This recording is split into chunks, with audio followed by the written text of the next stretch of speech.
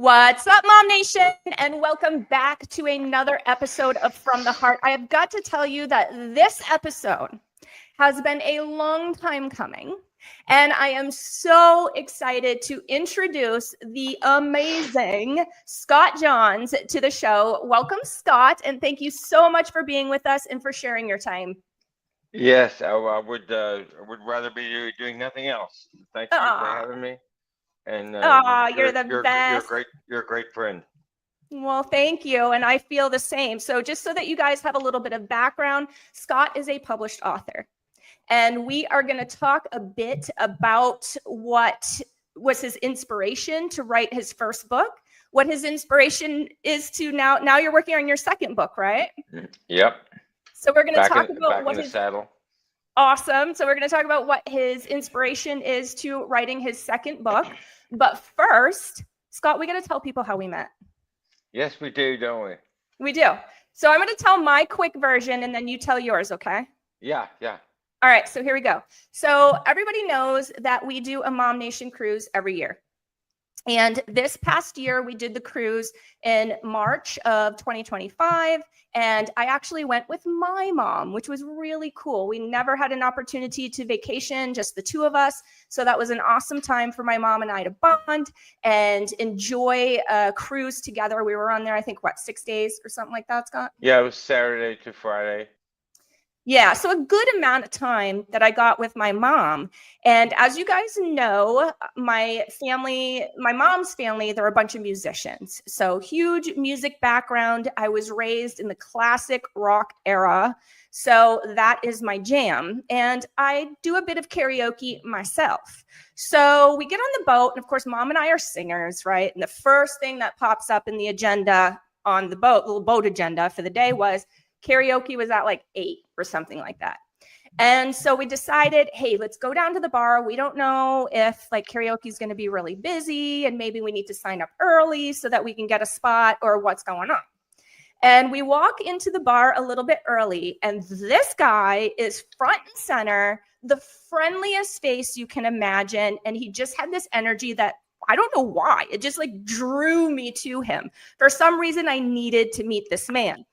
And we started talking, and I think the three of us hit it off rather quickly over our love of music. And then, I don't know, we've kept in touch ever since. Is that your experience too? You tell me your side. Yeah, so I went on a cruise by myself because my wife is scared because the Titanic sunk. Oh. So she's just seriously. And so she's not going to fly because planes have crashed. And she's not going to get on a boat. So I said, I'm not going my whole life without going on a cruise. And so she said, well, then go on one then. I said, really? I could just go on a cruise by myself? She said, yeah. So I picked up the phone immediately and booked this cruise. I'll call her bluff and see if I could really take a cruise by myself.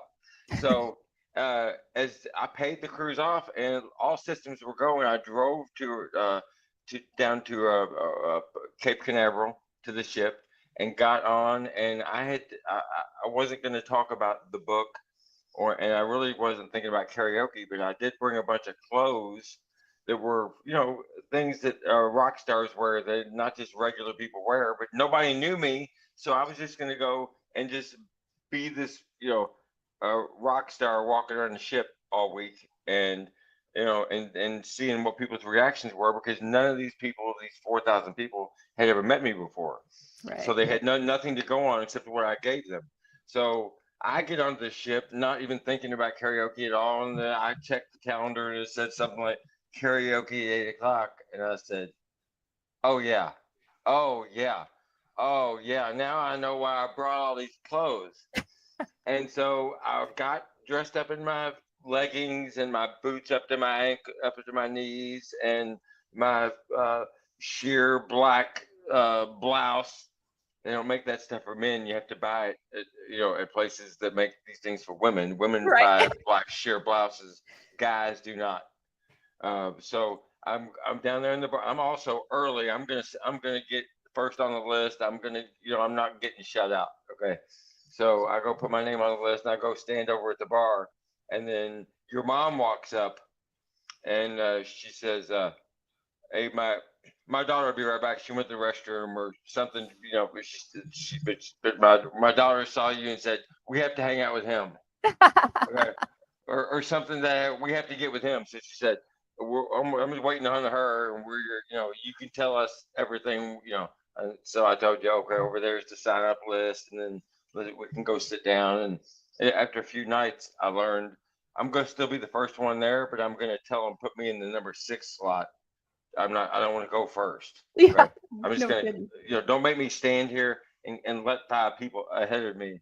Just put me in the 6 hole, and I'll see you at 8. 35 or whatever. And so yeah, and that's how we met. And then we just hit it off like your mom is a little older than me. You're a few years younger than me. But yeah, I could identify with both of you and communicate. And you both have a open line of communication, and we're very I could tell you weren't putting on any airs for each other, and were honest with me. And I appreciated that despite you didn't see me out wearing deck shoes and whatever Izods and stuff. That ain't me. Oh, I have an Aerosmith T-shirt and I mean, and ratty jeans or whatever. People judge you a lot too much by what you're wearing or what you look like, or and a lot of visual stuff before they really know much about you. And that was something magical about that cruise, is that I didn't receive any of that judgment that usually back here on planet Earth that I get from the people who are stressed. They got to work every day, and they don't like you because you park on their yard, or all the little things that just get swallowed by the cracks. yeah. But yeah, but on that ship though, the people were, there just wasn't any of that. There wasn't any of I have to pretend to be something else that somebody else wants me to be because that's what it's expected to be. No, I could just be whatever I wanted to be, and I decided to be a rock star for the week, and so I was for that week, and it was and nobody laughed, and nobody, you know, made fun of it. It was a great experience, and I'm glad to have done it. It was amazing. And honestly, you weren't just a rock star that week, my friend. You are still a rock star in my eyes each and every day. And I appreciate your willingness to stay connected, because I feel like we need to know each other for some reason. And maybe we know what that reason is, and maybe we don't. But it's certainly been a pleasant journey, and I thank you. So one of the big things that struck me about you was not, aside from the initial meeting where I was like, I got to know this guy. Aside from that, you were very different in a sense of you didn't really know us. I get we felt a connection, so that was probably gave you some comfort. But you began to share about your inspiration for writing Walk This Way nearly immediately. And that struck me. That was quite profound for me. So would you be willing to offer the same to our audience and tell us what the inspiration is? Start way back at the beginning. Okay, so Walk This Way is available at barnesandnoble.com. It's 24.75, or I'm sure Katie can put on the screen somewhere my email, scottjohn613 I will. at gmail.com, and it's my 24.75 includes shipping, tax, and personalize the book, or autograph it for you. Not that I'm I am a rock star, but I'm not a rock star author yet. Okay, I'm just by the way, I'm still doing karaoke thing. I'm getting ready to enter a karaoke contest at the Kentucky State Fair here in a few weeks, and I intend on winning this one. Okay, Yay. so Share it with us. When I was a kid, I suffered. A lot of addicts, most all addicts are created by a lack of encouragement and maybe emotional, physical, sexual abuse or whatever in their childhood. And I had a lot of that stuff, and so I became a funny guy as a mask to cover up all the pains that dealing with it or getting away from it. I stayed in it, but I became a funny guy, and I became an entertainer, and I developed this little Steven Tyler impersonation when I was just 10, 12 years old, and just been working on it and working on it. And where I'm 61, And so, I mean, I've really been working. You know how well I've been working on it, right? Oh But yeah. I just whipped that out. I had not sung those songs before I picked up a microphone in 20 years. I had given up. But anyway, I overcame all that. I went to college. I dropped out of college. I went into business. I went to work for my dad. I hopped around and uh, went to law school. And I got out. I became a criminal defense attorney. And I had a little boy that was born in 95. And so in 98, I graduated law school and started practicing law. In 99, my son is turning 4 years old. He is my spitting image of me. And so I'm seeing him and thinking back to when I was 4, and I couldn't look at my son without, you know, coming to grips with that. How could anyone else do this or do that to that child? Yeah. Okay, I saw, and so I really couldn't deal with it. My job was so stressful. People were going to prison. I had to run people down for money. Um, Nothing's ever enough. You give an inch. In my marriage, me and my wife were growing apart a little bit, or a lot. And so in '99, I started this band called Pandora's Box. It was an Aerosmith tribute. Aerosmith Walk This Way. Yeah. Um, so it was an Aerosmith tribute, and so I got to escape and be, when I was a kid and I was impersonating Steven Tyler, I didn't want to be Scott Johns anymore, so I would be Steven Tyler for a few minutes here and there, and it was an escape. And so before I turned to drugs and alcohol, I was an attorney, and I put this band together in 1999 because my son was 4 years old, and it just freaked me out, and I went back somehow and conjured up Steven Tyler, and he kind of got me through for a couple of years, but it wasn't enough. It wasn't the answer, and so I started drinking heavily whiskey, and I started doing cocaine. That graduated to crack, then meth and heroin and pills and anything I could get in me. Mushrooms, marijuana. I was too good. I wasn't smoking marijuana. That's too amateur. Um, so I was an attorney for 7 years, and stopped being an attorney in 2005, 7 years later, and decided to go be a crackhead. And it was until January 19th of 2016 is when I finally decided that I wasn't powerless, and I wasn't. This is not a disease. This is within my control. And Mm-hmm. I took control, and I stopped going to meetings. And I stopped believing that I was powerless and the higher power that could be anything. They tell you the higher power could be a lamp or a door handle. No, no, no. If the higher power can be a door handle, then there can't be a higher power. Okay, Right. because then everything would be a god. We would just be sitting around watching the furniture do battle with one another because everything's a higher power. Right? Right. Yeah. So I just got down to what makes sense and what I could. Nobody ever put a gun to my head and made me smoke crack. And when I quit in January 2016, I just went back to work. I was working third shift jobs, doing temp jobs, and with no benefits, and just working my way back up. Because January 2016, I did not have a job or money.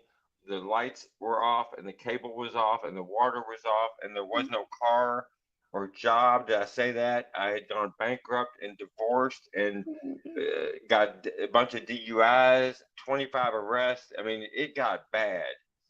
And so I was at January 8th of 2022. And I had a vision while I was at work. It was about 7:25, 7:28 a.m. And I got a vision, and our creator, you can call him whatever you want, told me, Scott, it's time, write the book. And man, I heard that, and I felt his presence, and I was like, what book?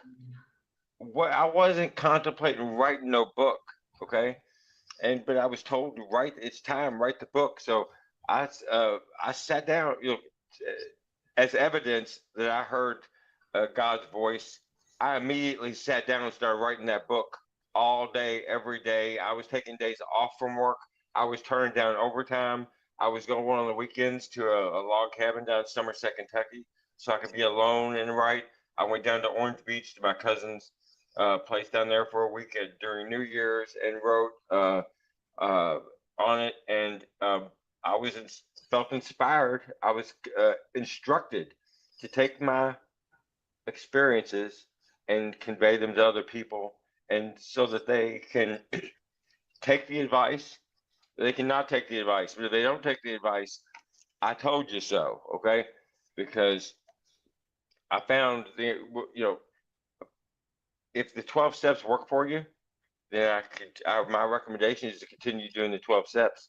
Whatever works for you, a rabbit's foot, you know, uh, tossing a coin and it coming up heads every day. I don't care. Whatever works for you, continue doing it. But for the people who have gone to rehab, like I have, been taking antidepressants and anti-anxiety drugs and go to counseling and getting fired from jobs and arrest and all this, when you as long as I kept going back into it and kept doing the meetings and kept reading the big book and kept going to rehab, they were all happy because I was fueling the system. Right. But they're not so happy about. Well, wait a minute, you got almost 10 years off the crack pipe, and man, I know how hard it was to go day to day when I was in AA. And NA for me, it was that one day at a time. When I would say one day at a time and just for today, then a little part of me is like, yes, tomorrow. And then Yeah. so the next day you try that just for today stuff, and it's a little stronger, and it's like, okay, but that's been a couple just for today's in a row. Tomorrow we can drink, and it builds up, and eventually you can't. But you were cultivating it by saying, in my life, by saying just for today, and saying that prayer, at the end saying just for today, man, not just for today. If it be your will, God, while I'm praying, forever, please. Yeah. Okay, not just for today, please, because I'm gonna be freaking out about what might happen tomorrow. So Hmm. what I can do is I can walk into a bar and do their karaoke, whatever, and hang out and sell my books out of their bar, and I can just drink Coke and have a good time and demonstrate to people that you don't, if that's your best option, then get a bottle and go home because you can drink a lot more for a lot cheaper and not, just hanging out at a bar just because they've got alcohol. I mean, go because you like to play pool or the Hmm. karaoke or the poker thing or that's where your friends meet, and nothing wrong with a few social drinks if you can control it. But if it controls you, that's where you've got a problem.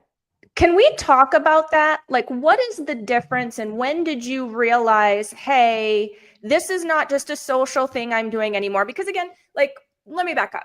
To me, and this might not be the popular opinion, maybe other people don't think like this, but like when I think, and maybe this is, I don't know, I think like addiction kind of has a face, right? Like there's a certain person that maybe goes through this. And again, as that comes out of my mouth, it sounds terribly stereotypical. But I think that's how, many people think. So how does a professional, highly intelligent, very successful man fall into this when it like stops being recreation and begins to consume you and begins to control you? Where was that Well, space? well, it just started consuming me right away. First off, I Okay. mean, there. I thought that cocaine might kill me, but I was kind of a little suicidal anyway. I was kind of like, okay, well, that's cool. I would, instead of blowing my head off or hanging myself or jumping off a bridge, that all sounds too painful. So yeah, just the cocaine overdose sounds cool. I could be like all the rock stars that died of cocaine overdoses. Mm. Um, but I just jumped in, and I didn't know that it could that because I had smoked marijuana for years, smoked it all the way through college, smoked it all the way through law school, smoked it for a long time. And marijuana didn't lead me to cocaine because I Hmm. wasn't I wasn't using marijuana to deal with nothing. I was doing cocaine to change me back into a normal person because I was becoming this consumed with my marriage, my clients, the my childhood, and Hmm. now I got this band, to babysit, and so it gets a hold of you where you really have a physical urge. You know what I mean? I'm talking about way more than you want another Lay's potato chip. I'm talking, you gotta, it's not just something in your head. Your body, it just tells you you have to have it. So you kind of give in because you know that you're feeling the the discomfort and the anxiety that your body is sending you, and you don't want to hear that anymore. So in my case, go get it to make my body feel, just to feel normal again. It was, for me to go normal to be high. But no, after a while, after you do it so much, you don't get high anymore from it. But yet you still have to have it. And Right. I graduated crack. I mean, you have to have it to not just be shaken. And that's why these drugs are illegal, not because they're trying to tell you what to do. It's because some of these drugs will make you do things to get high that involves other people losing their right to decide if they're going to have sex with you, or their right not to give you all the money on their person, Right. or be shot. These are the things that people do. I was out shoplifting. I never committed any violence or any. I didn't steal from my family, or but I did go pawn a bunch of my little boy's video games. That he hasn't played this in a while, so boom. You know, Mm-hmm. it was wrong. But these are the justifications that you make when you put these certain substances in you. Now meth didn't grab me like that, but Mm-hmm. cocaine and crack, man, there wasn't no quitting that. And so when you go to rehab and they tell you, okay, step one is admit that you're powerless. And I was like, no, man, you can't. What? Yeah, Yeah. you gotta surrender. You gotta give in. You gotta be powerless. And so I wanted it so bad. At that time, I was still an attorney. I hadn't been disbarred. I only got disbarred not because of anything to do with drugs, because I didn't answer some complaints, because I said, I wasn't going to waste any more time with it, because Mm-hmm. I had already left on my own to go be a crackhead. So I Mm-hmm. didn't care about it. But okay, bring me back. No, absolutely. So, when did you realize, or did somebody else realize it for you, when it was consuming you to the point of control, and then you went into the first rehab bout? Man, people can say what they want. Nobody said nothing to me. Okay. Okay, they really didn't. I mean, my wife let me do what it was the wrong wife to have. So You she know, knew that about it. Yes, she knew I was bringing cocaine home and doing it off the nightstand. She should have on the first night said, not Yeah. with no 2-year-old in the house, and not with no, no, no. Okay, but the reason I really married her, because I had my way with her on everything, whatever I want to do, whatever movie I want to watch, whatever restaurant I want to go, whatever drug I want to bring home. So She was okay. Yeah. but yeah, but I created that, and so I wasn't around a whole lot of other people who weren't. When you start becoming an addict, all the people around you that you make time for are involved in your addiction with you. The Hmm. the friends you have that do drugs with you, well, now they're the only ones to see you, and they're not going to talk about your drug use with others, because you could talk about their drug use with others also. Right. But not everybody let it consume them like I did. But you know what? Not everybody had inside of them the ticking time bomb that I had, that was waiting for that excuse to come out. Hmm. So yeah, if you're raising your child, telling it good luck and how was school today, and helping them with their homework, and raising them in an environment, a two-parent home, preferably married, and in a decent part of town that's not high crime, so to give the kid a chance, because the kids in the neighborhood are going to probably be this kid's friends, and if their dads are crack dealers, then Joey's probably coming home with crack at some point.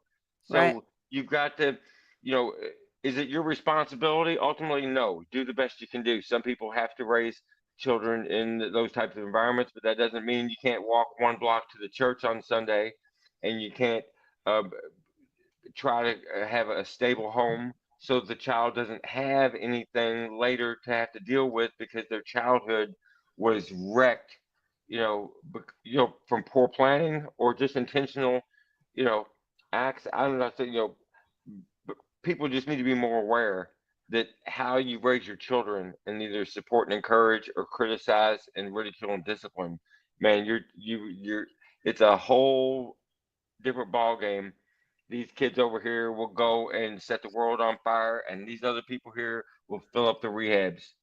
Mm-hmm. That's Mm-hmm. exactly what will happen. Mm-hmm.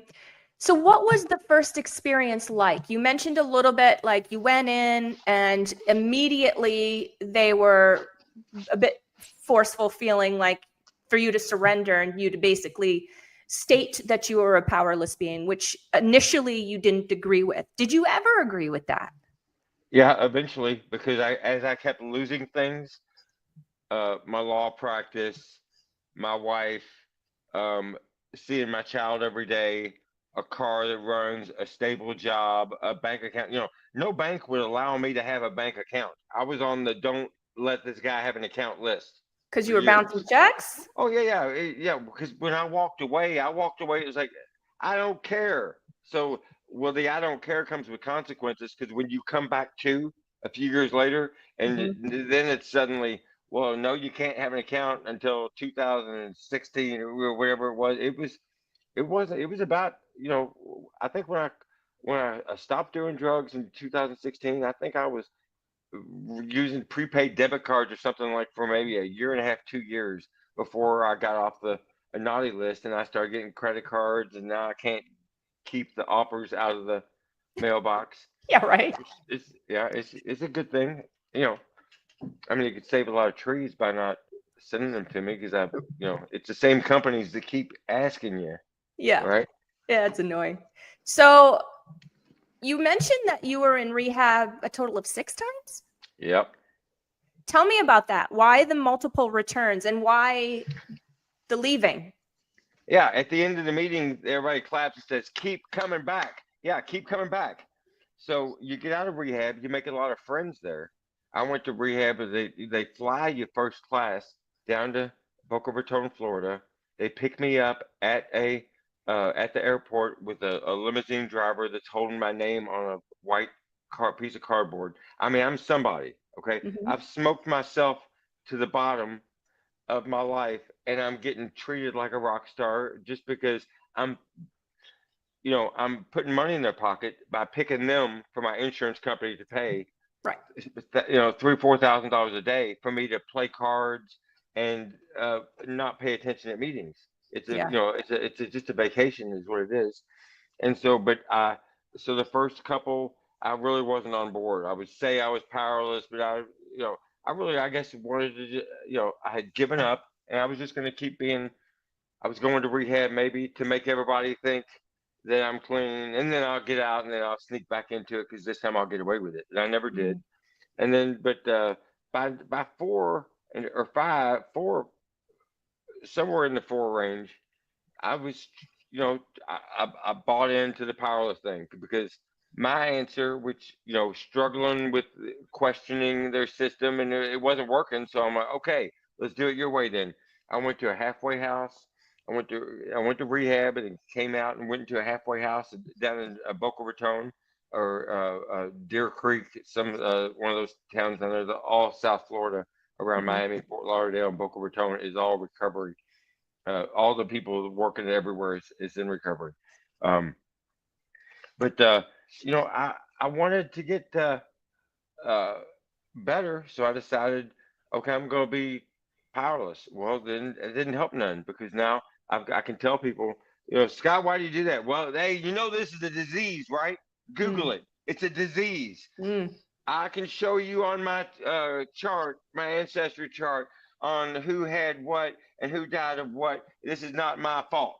Okay. So when it's not your fault, guess what? It's really not your responsibility to fix it, because it's not your fault. You got it. Right. So, so I decided, even if it's not even if it is a disease, let's pretend it's not, and that I do have control over it, and we'll see if my pretending actually translates into reality. I found out, you know what? When I exert control over myself and convince myself that I do have a control not to smoke crack, then suddenly, magically, I'm not smoking crack. So it looks like that's working. The Yeah. power. So I started. I'm not.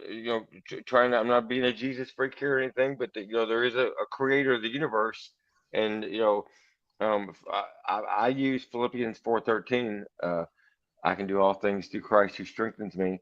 And if that is a complete fiction, which it's not. But if it were, I believe it, and because I believed it, I brought this my recovery into existence. Even if you want to say it's a lie, well, Mm-hmm. you want to get clean or not?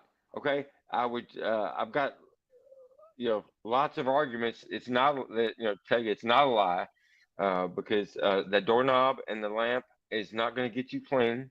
Right. You're going to get you clean because you are powerful enough to get yourself clean. But yeah, you're going to need a little help, and Jesus is going to give you that. But you're going to have he ain't going to do all the work. You ain't you're not going to walk in and walk down the aisle crying on a Sunday and you've sinned and then everything's going to get better. No, because the next day you're still working and making money and getting it on Friday and going out and spending on drugs.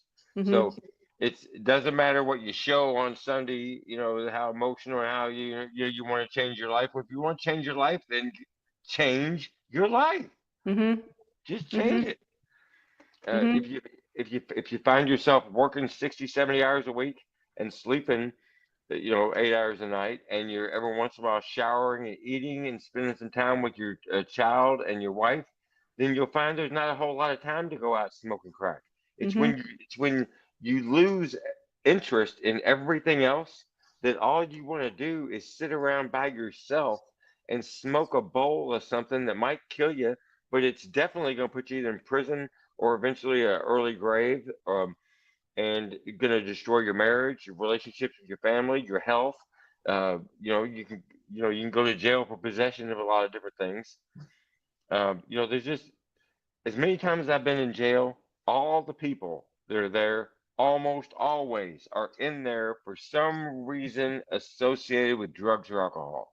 Mm-hmm. They were either shoplifting to feed their drug addiction, or they were beating their wife because they were drunk, or they were driving their car because they were drunk, or they were, writing bad checks because they spending their money on crack and bounce the check to the whoever. I mean, it's a lot of it at the bottom is due to drug and alcohol use, and a lot of the drug and alcohol use is due to the childhood of the people.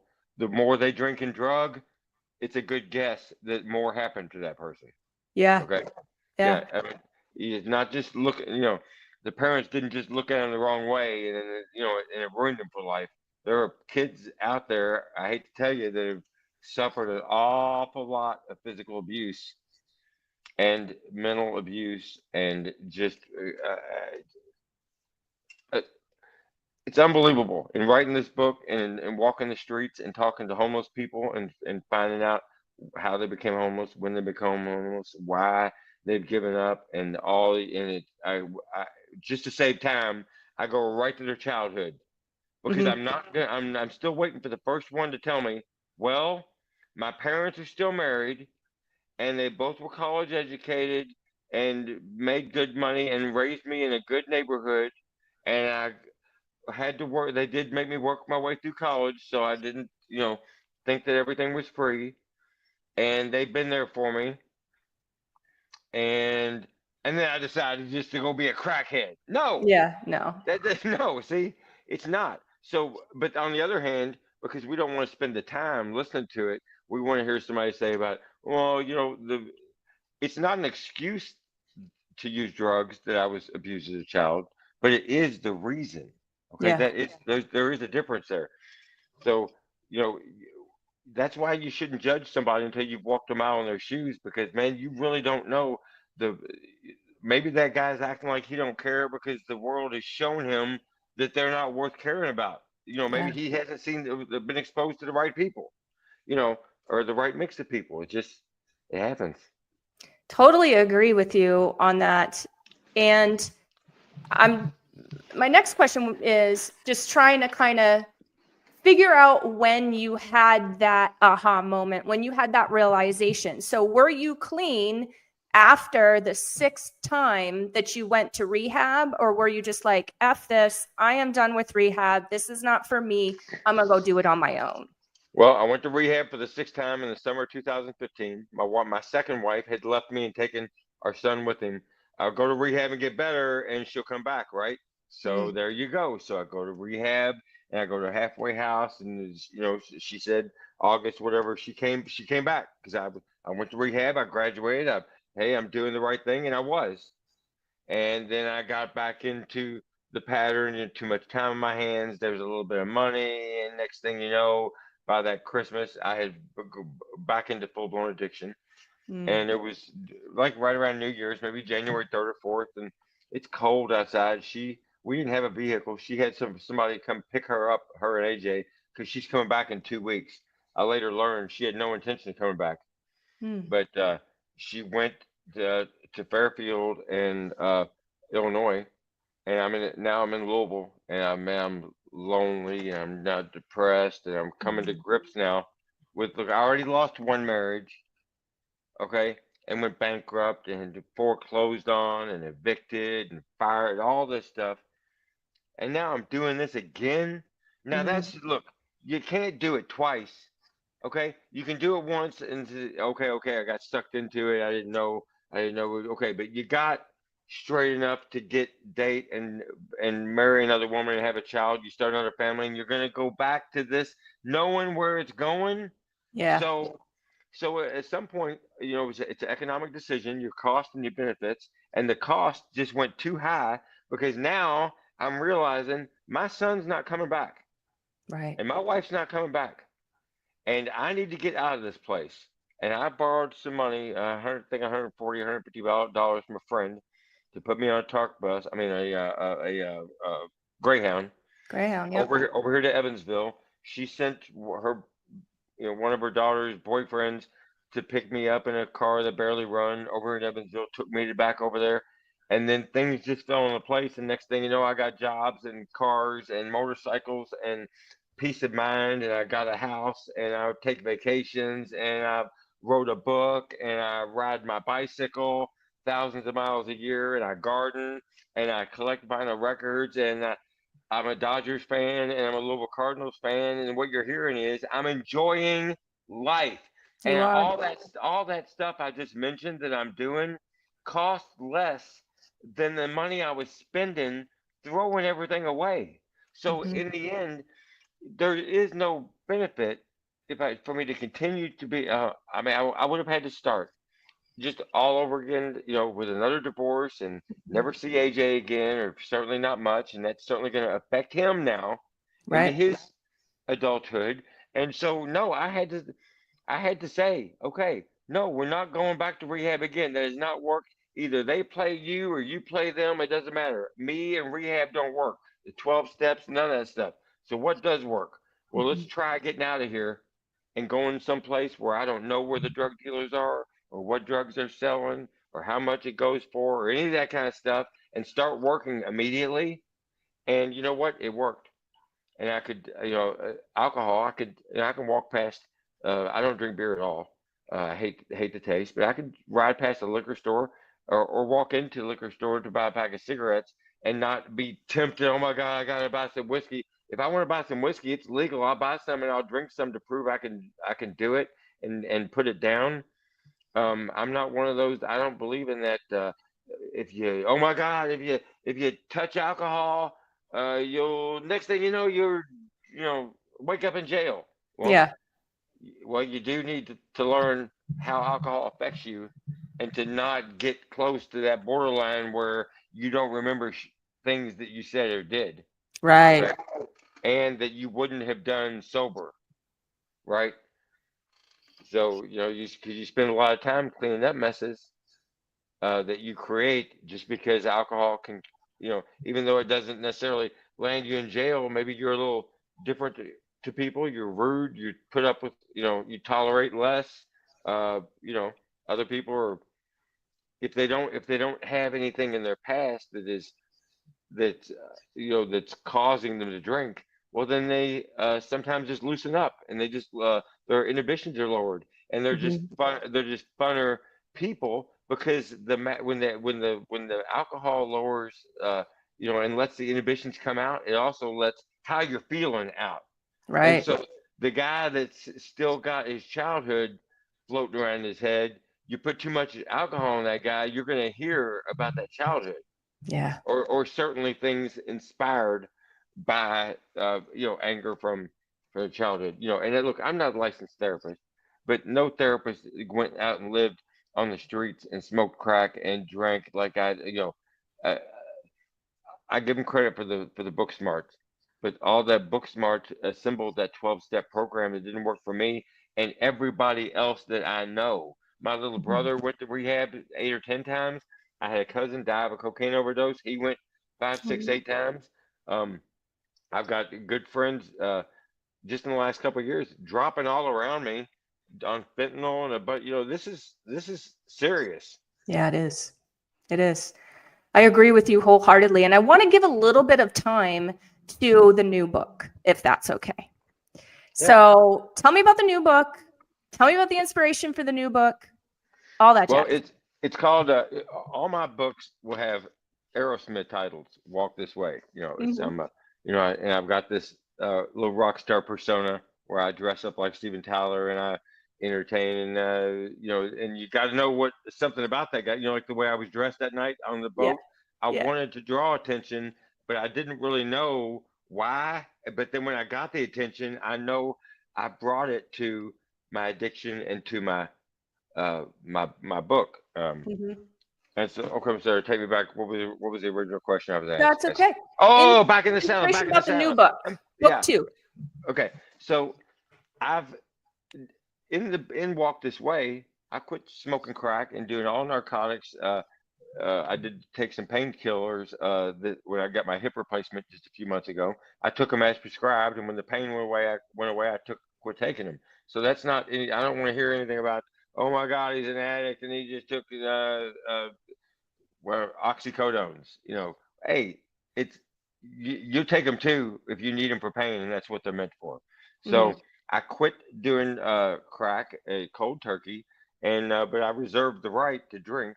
I'd go a year or two and I'd drink it all, and then I drank once, and then I go another year and I drink, and I drink 2 times the next year, and I get hung over here and there, and every once in a while I just feel like I need a drink. But I'm writing this new book. I've been really struggling with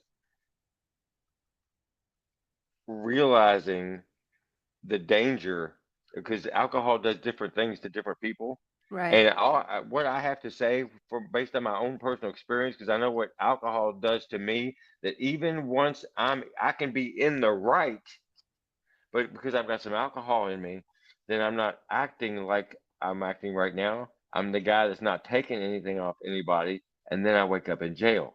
Mm. So that's it. That's not alcoholism where you're just drinking every day and you're drinking, showing up to work drunk. You always got alcohol in your breath. Yeah, yeah, that ain't me. But Mhm. I thought I could control that. But you know what? I'll never be able to control is the scientific fact that once I put alcohol in my body, it makes me be a different person to other people than I would be otherwise.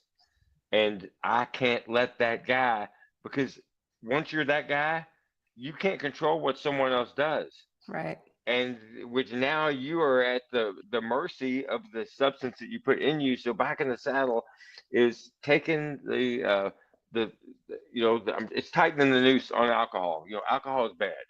I mean, as far as if you drank yourself to misery, Mhm. then you need not to drink Right. because you're that type of person that is that sometimes I catch myself, am I drinking because of this happened, or am I drinking just because I felt like drinking? And so you question yourself sometimes, and so if you just don't drink, then you don't have the question. And Mhm. then if somebody does something, then you need to react to it. You can react with a rational mind, and you haven't become some other person. That's the whole reason why I thought, well, I can drink, but I'll get a bottle. I won't drink in public. I'll drink just alone at home and I'll isolate myself. Well, you can't stop somebody from running into your house and coming flying down into your basement. You've got this alcohol in you. Oh my God, how dare you be in your home, in bed, not expecting any visitors, you know. So I'm just Mhm. saying that you can alcohol is dangerous. Mhm. Okay, but to the normal person that has and is able to drink socially and use it to relax a little bit or take the edge off or whatever the purpose you're using it, as long as it's not because you were beat as a child or so, Mm-hmm. and you've got control of it, and it's not, you don't have pending DUIs, you're not showing up to, you're not having cocktails at lunch at work. Well, then, yeah, then alcohol is no problem for you. But if it took you down as many times and as hard as it took me down, then, you know, uh, I just can't do it. So Mm-hmm. I have to admit basically that I was wrong, that I thought that even just understanding it was enough. No, it's not understanding it, because it's chemistry. When you put the stuff in your body, you become the other guy, and you don't have control of that anymore. Now you're Mm-hmm. the other guy. You're not you anymore. And you knew that you become that guy. So you can't let yourself be that guy. Right. That's pure and simple. Because this guy can have a lot of fun. We had a lot of fun on that ship, We did. and it's inspired a karaoke career since then. I mean, I've got a mic stand with scarves and stuff, and man, I go and I light these places up. Showing up dressed, in rough, kind of tough, rural, redneck kind of parts of town. Okay, and I go in there like, okay, watch this. So there, and no, I haven't heard any criticism, or nobody's threatened to kick my rear end or anything like that. But I thought that might be on the table. Mm-hmm. It was kind of it was. I knew that was on the table. I was like, let's see if I can get away with this. Mm-hmm. I'm that kind of guy, right? You are. We end up being addicts because we take risks just to see what'll happen. Mm-hmm. Just put the cat in the microwave. Don't do Don't do that. that at home. But when we were kids, people were talking about what would happen if you put the cat in the microwave. Yeah. That's back when all the microwaves were huge. I remember. Yeah, I remember Yeah. our very first microwave was giant. I could probably fit in it. So true. I hate to do this, but we are nearing the end of the show. And I feel like if you wish to, I would love to have you back on, because I have so many more questions for you. I love your inspiration. I love your transparency. I love your vulnerability. There you go. Hey, we're going to have another talk just about vulnerability.